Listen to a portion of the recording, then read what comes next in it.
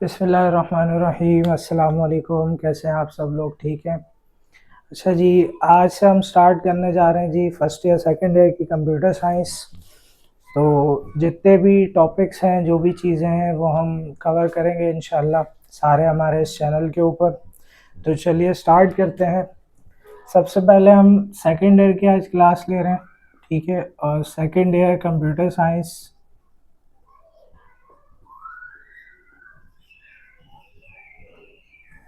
ठीक है जी। तो जो पहला चैप्टर है, हम चैप्टर नंबर 1 से स्टार्ट करेंगे,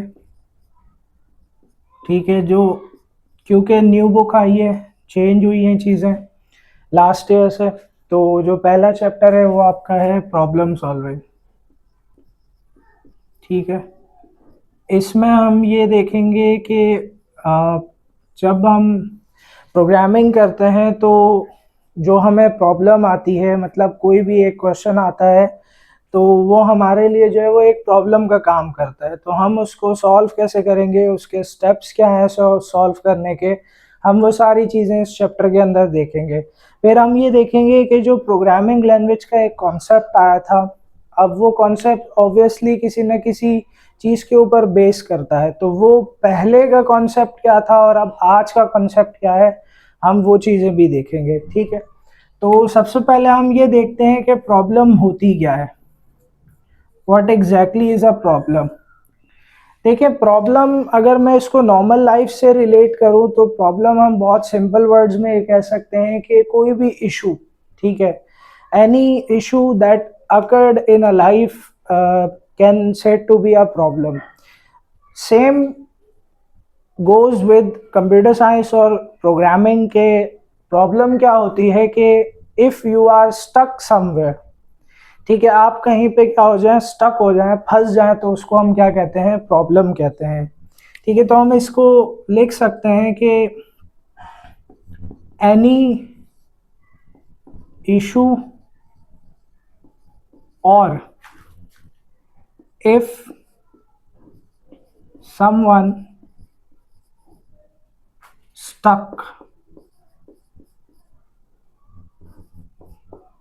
एट समवेयर, ठीक है?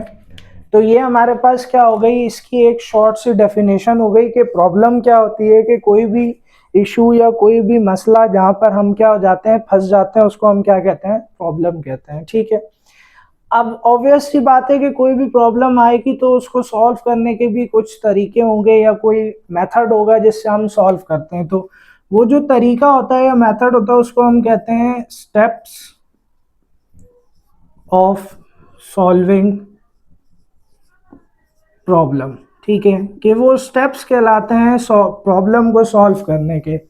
देयर आर वैसे तो बेसिकली 4 जनरल स्टेप्स हैं जिनके थ्रू एक प्रॉब्लम सॉल्व हो जाती है, बट डिटेल में अगर मैं जाऊं तो वो स्टेप्स बढ़ जाते हैं, ठीक है? Number 1 is analyse the problem,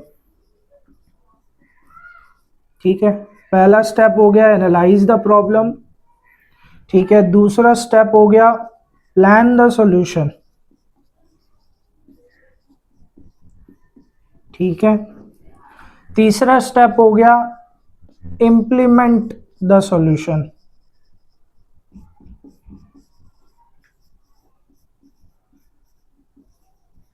ठीक है? नंबर 4 हो गया आपके पास टेस्ट द सॉल्यूशन,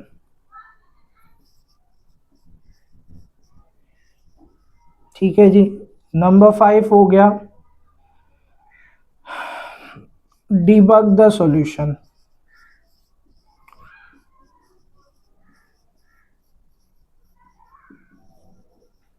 और फाइनली आपके पास आ जाता है finalise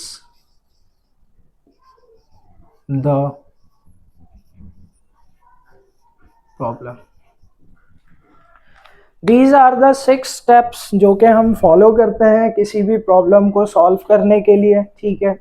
number 1 is analyse the problem. देखिए, एनालाइज का मतलब क्या होता है? एनालाइज का मतलब ये होता है कि आपके पास for example, let's take an example कि हमारे पास एक प्रॉब्लम है कि we have to make a cup of tea. ठीक है, एक चाय का कप बनाना है, तो उस कप को बनाने के लिए जो है वो आपके पास ये एक प्रॉब्लम है, आपको बनानी नहीं आती। आप क्या करोगे, इसके बारे में सोचोगे, सर्च करोगे, ठीक है, क्या क्या चीज़ें आपको चाहिए। तो ये प्रोसेस क्या कहलाता है, ये एनालाइजेशन वाला प्रोसेस कहलाता है। कि आपने क्या किया, या आपके पास एक प्रॉब्लम थी, आपने इसके बारे में सोचा, ठीक है, आपने सोचा, आपने जो है वो इसके बारे में सर्च किया कि चाय कैसे बनती है, फिर आपने जो है वो उसकी रिक्वायरमेंट्स निकाली कि आपको चाय बनाने के लिए क्या क्या चीज़ें रिक्वायर्ड है। तो ये कहलाता है हमारा एनालाइज द प्रॉब्लम। हमने क्या किया जी, चाय बनाने के लिए आपको क्या क्या चाहिए, आपको पानी चाहिए, ठीक है, you need water, you need sugar, ठीक है, you need tea leaves, you need milk and you need gas. ठीक है, ये कुछ आपकी जो है वो रिक्वायरमेंट्स थी, जिनको आपने देख के क्या कहा कि जी ये मेरी क्या है, एनालाइजेशन है कि मुझे चाय बनाने के लिए ये चीज़ें चाहिए। ठीक है, और आपने साथ में ये भी देख लिया कि चाय बनेगी कैसे। तो पहला स्टेप तो हो गया कि आपका के एनालाइज कर लिया आपने कि ये आपकी एक प्रॉब्लम थी, और इस प्रॉब्लम का सॉल्यूशन आपकी ये सारी चीज़ें अगर ये आपके पास आ जाए तो आप क्या कर सकते हैं, इसको बना सकते हैं। तो पहला स्टेप हो गया हमारा एनालाइज करने वाला। दूसरा स्टेप है प्लान द सॉल्यूशन। अब आपने क्या करना है, सॉल्यूशन को प्लान करना है। मतलब आपने ये देखना है कि इसके कितने पॉसिबल सॉल्यूशन बन सकते हैं।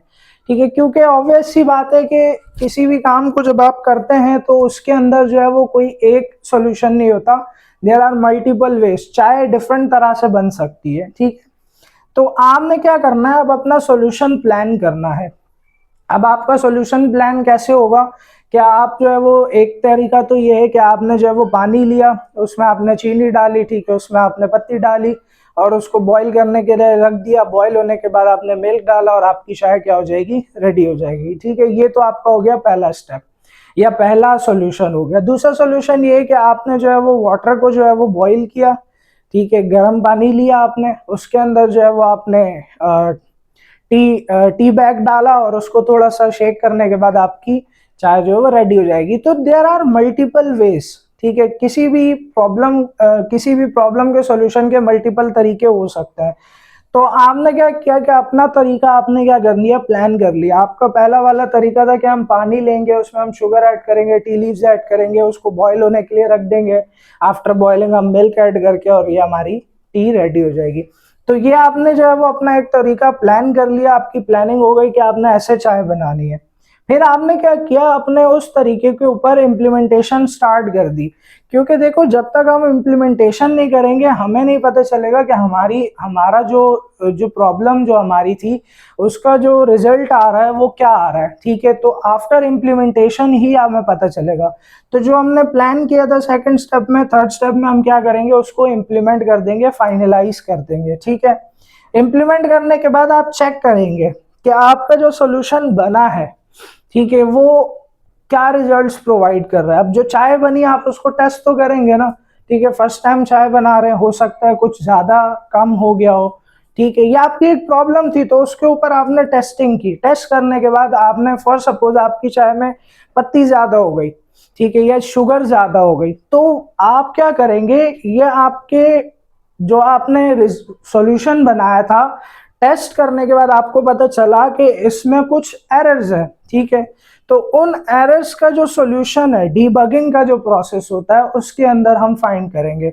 तो आप नंबर 5, आफ्टर टेस्टिंग जो भी कमी पेशी होगी आप क्या करेंगे, उसको डीबग करेंगे। नंबर 5 के अंदर दोबारा से उसको सेट करेंगे। ठीक है, डीबग का मतलब होता है जो भी मिस्टेक्स आई हैं उसको आप दोबारा से सही करेंगे, और उसके बाद आप क्या करेंगे, फाइनलाइज कर देंगे अपना जो आपकी प्रॉब्लम थी। तो ये एक पूरे प्रॉपर स्टेप्स हैं किसी भी प्रॉब्लम को सॉल्व करने के लिए। ठीक है, कोई मुश्किल चीज़ नहीं है, कोई ऐसी जो है वो इसमें लंबी चौड़ी कहानी नहीं है, मुश्किल कुछ भी नहीं है। ठीक है। जो पेपर में क्वेश्चन आता है वो यही आता है कि define problem and describe the steps of solving a problem. तो ये आपने इन स्टेप्स को जो है वो सिर्फ डिस्क्राइब करना है, जो अभी मैंने बातें बताई हैं, ठीक है, वही सारी आपने क्या करनी है, इन स्टेप्स के अंदर लिखनी है। ठीक है, तो ये हमारा पहला टॉपिक था, problem and steps of solving problem. ठीक है, तो अगर आप लोगों को कोई भी इसमें कोई क्वेश्चन है, ठीक है, कोई भी मसला है, कोई इशू है, तो आप मुझसे जो है वो पूछ सकते हैं, ठीक है, कमेंट बॉक्स के अंदर। बाकी नेक्स्ट टॉपिक के लिए जब तक जो है वो मुझे इजाज़त दें, ठीक है, इंशाल्लाह नेक्स्ट टॉपिक के साथ हाजिर होंगे। बहुत शुक्रिया, अल्लाह हाफ़िज़।